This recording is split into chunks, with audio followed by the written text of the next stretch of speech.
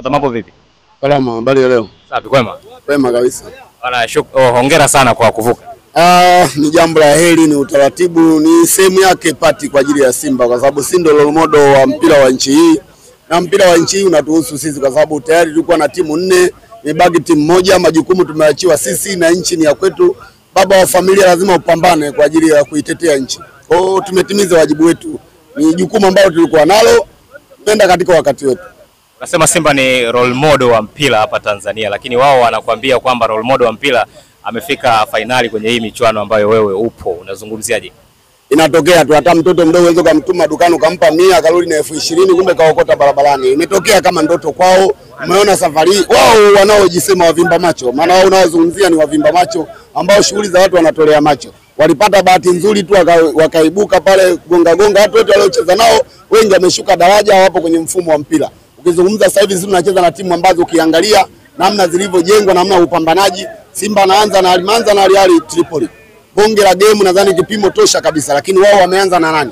Kwa hiyo ukiangalia hata watu wanaochambua mpira, wanaokosea mpira wa Tanzania. Nikizungumzia role model wa mpira na kila siku nitaendelea kuzungumza hilo, wala halina ubishi. Role model wa mpira anapita kwenye njia sahihi, anapita kwenye mipaka ya mpira, anaelekeza nini unatakiwa kufanya kwenye mpira. Kwa hiyo sisi tunakutana na mechi ngumu, tunakutana na mechi zenye vipimo na tunaelekeza mpira unatakiwa uchezeje. Kwa hiyo role model anatakiwa kuelekeza watu. Watakapofikia kujifunza kwangu mimi watakuwa na mafanikio. Wote ni wajeuri. Azamu mjeuri, nani mwingine tulikuwa naye Coast Union ni mjeuri, hata huyo mvimba macho ni mjeuri. Kwa hiyo wakiwa wameendelea kuwa na ujeuri hawezi kujifunza. Lazima wajifunze kwa role model wa mpira nini anafanya kufikia pale alipo. Tumekosa kwenda nusu finali penalty mara 2, lakini imekuwa somo kwetu. Sisi tunajifunza kwa waliofanikiwa. Kama hawezi kujifunza kwetu sisi, wana kazi kubwa kwenda hapo. Waacha waendelee kubishana, wamevaa majezi jana leo wamegeuka matambala ya kufutia miguu kwa sababu akili hawana, wanashindwa kutuliza akili zao kwa ajili ya kufocus kuangalia nini kinafanyika na Simba, wajifunze, wanamsaidia mgeni. Mwisho wa siku sisi tuko na nusu finali.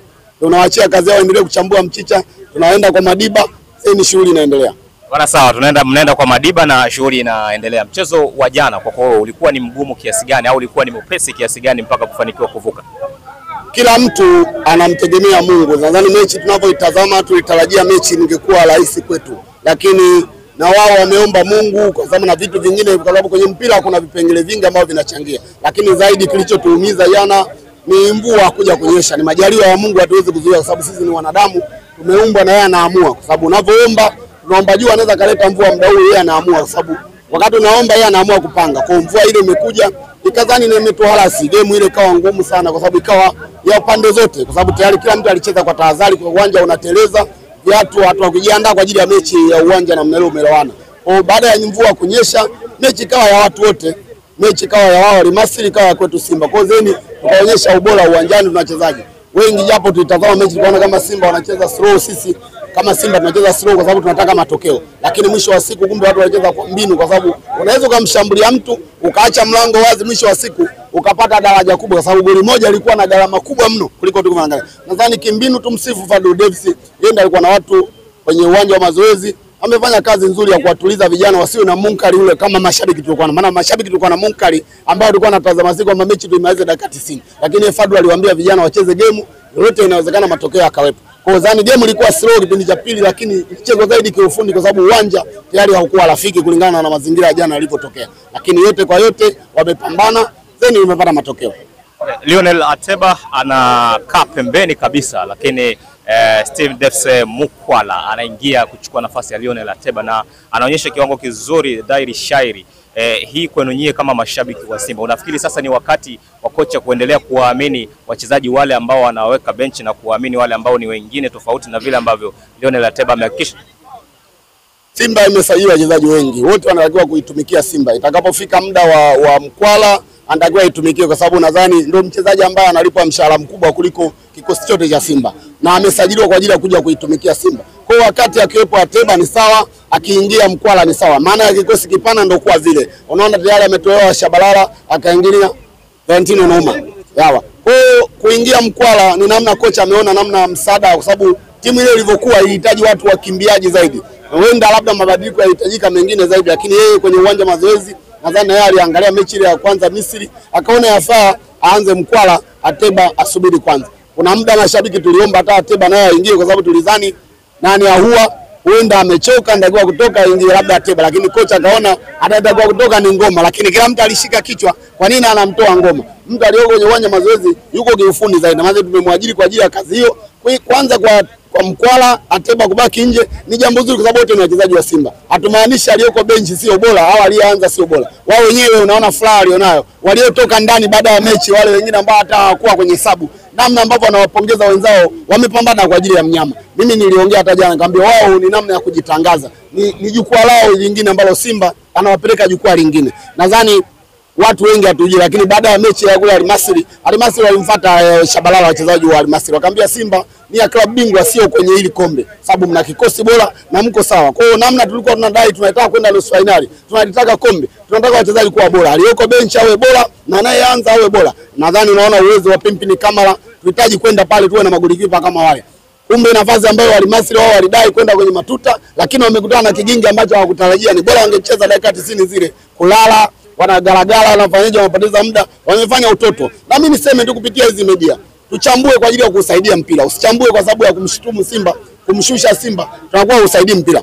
Kwa namna ilivyo unaangalia mechi kwa mfano jana ya Barcelona na Dortmund. Mechi bora kabisa, hata aliyeongoza bado anaendelea kupambana. Lakini unaangalia mechi ambayo inaonyeshwa, wenzetu wanatuangalia Ulaya, ni vitu vya kitoto ambavyo havina maana. Hata wachambuzi watakao kulisemea.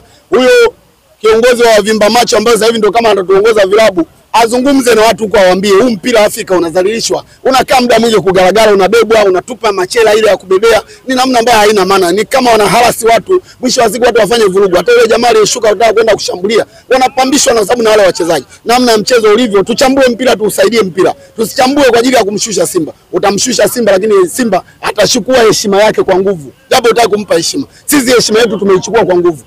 Yaani kongole kwa wachezaji, kongole kwa kila mtu, lakini mchezo umekuwa sio bora kama ambavyo watu wanataka kuona, kwa sababu sisi tuna blandi mpira wa Afrika, tuna blandi mechi za CAF, lakini kwa mchezo ule wa jana umetia aibu. Watu wanagaragara, mtu analala, anaamka, anaenda, anarudi. Haiwezekani mpira kama ule. Alafu wao wenyewe huko Misri ndio tunaona kama sehemu ya watu kujifunza kutoka huko tunakokwenda. Kwa hiyo wachambuzi wa mpira wana haki ya kulizungumzia hili, usogeze mpira wetu. Ni vitu vya aibu ambavyo havitamaniki. Hii tunavuka ni moja ya kauli ambazo mlikuwa mkitembea nazo, na ni kauli ambayo imewafanikisha na nyie kuvuka mpaka kuingia hatua ya nusu finali. Mnakwenda Afrika Kusini kucheza na mtu ambaye amemtoa Zamalek. Unahisi hii tunavuka itawavusha na kuingia mpaka finali? Chai shatimia, hii ni kama tu kikolombezo cha sukari. Kama ninavyosema, sisi tulitoa kauli toka mwanzo kwamba ubaya ubwela. Kwa hiyo hii nyongeza kusema kwamba tunavuka ni kama nyongeza tu. Kwa hiyo sisi kwenda Saudi nafikiri tunaanza hapa. Tunaanza hapa tunaenda Saudi. Kwa hiyo ni jambo zuri kwa sababu tayari sisi tulimtaka yote kati yao.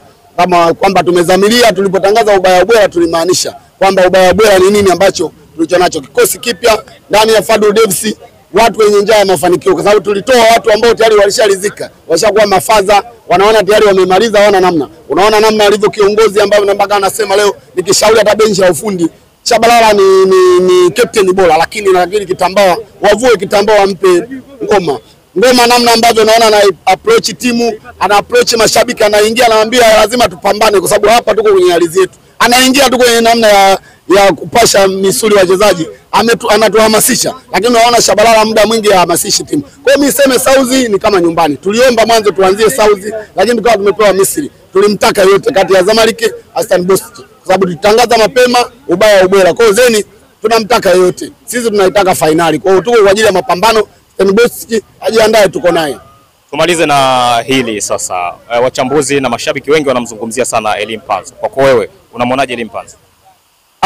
Mimi niseme Elie Mpanzu ni mchezaji bora. Na tumpongeze mwekezaji wetu Mo Dewji, aliamua kutuletea wachezaji waliokuwa bora kwa msimu huu, kwa sababu kwanza tulivyoamua kutoa watu ambao sio wapambanaji. Sio kwamba ni wachezaji wabaya tu waondoa, ni wachezaji wazuri lakini hawakuwa wanaipambania nembo. Elie Mpanzu na kina Ahua zeni akina Kamara nadhani wanatafuta njia na wao, kwa sababu hili ni jukwaa la kujitangaza. Elie Mpanzu ndio maana sasa hivi tunamuita Volcano. Kule mbele ameleta namna ya uchangamkaji kule mbele, safu ya ushambuliaji imekuwa bora sana kupitia yeye.